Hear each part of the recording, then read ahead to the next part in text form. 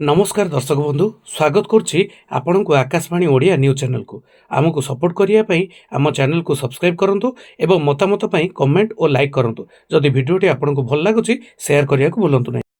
आड़ है एआई 11,000 कर्मचारी चाकरी गला विदा हेले आईटी कर्मचारी चिंतार लक्ष लक्ष आईटी एम्प्लॉय देशर प्रमुख आईटी कंपनी एक्सेंचर करिछि बड़ छटई 11,000 कर्मचारी को विदा करिछि कंपनी गत 3 मासरे 11,000 रु अधिक कर्मचारी को छटई करछि। आगु को यही संख्या आहुरी बढ़िबार आशंका रही। नवेम्बर सुधा हजार हजार कर्मचारी को छटई करिपारे एक्सेंचर एआई रो द्रुत व्यवहार और कॉर्पोरेट डिमांड कमिवा जोगु यही छटई होइतिबा जणाइछि एक्सेंचर।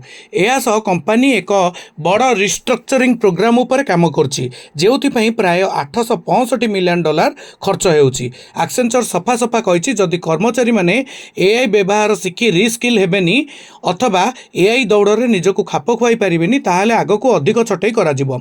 एबे एक्सेंचर रे काम करछंती 7,79,000 कर्मचारी जहाँ 3 मास पूर्वर 7,91,000 थिला। आगामी दिन में कंपनी रु आहुरी अधिक छटई करिपारे बोली आशंका रही। आईटी शिल्प रे बंद हेबार ना धरुनी छटई बड़ कंपानी रे चाकरी करुवा मोटा अंकर दरमा पाउतबा लक्ष लक्ष आईटी कर्मचारी भविष्यत एवं अंधार रे। किछि दिन पूर्वर 12,000 रु अधिक कर्मचारी छटई घोषणा करथिला टीसीएस।